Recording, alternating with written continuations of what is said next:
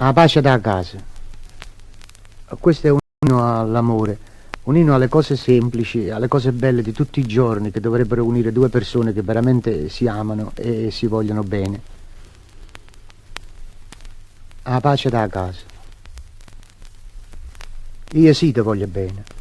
Cadendo a casa mia ti aspetta per padrone, non già per cameriere. Io non so come chi le catena una moglie per farsela per i panni, cos'era la biancheria. Ma come hanno la bacchetta inserrata di mise sane, chiamandolo così, come una cacciottella. Catane sono contento, quando figliolo è bella la fanno fare un straccio, secco, con le calle in mano. Io sì ti voglio bene.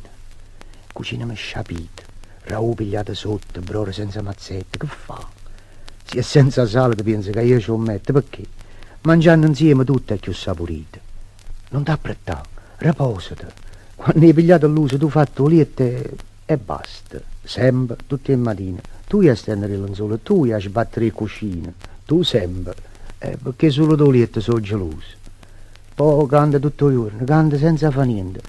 Voglio solo bene perché ti voglio bene. Io non sono un marito che la sera quando viene trovo con mala grazia che tutto è malamente.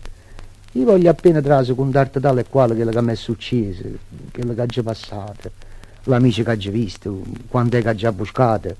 Sì, uno mi ha fatto bene, un altro mi ha fatto male.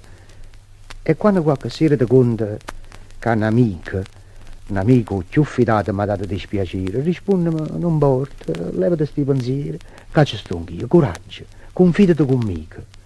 Dimmi tutte le parole che mi può dire più belle, vasami in fronte, astregnami come un figlio in braccio, stonami, a dubbo che mi passano per faccia sti belli manatoi, cenere, sfusatelle.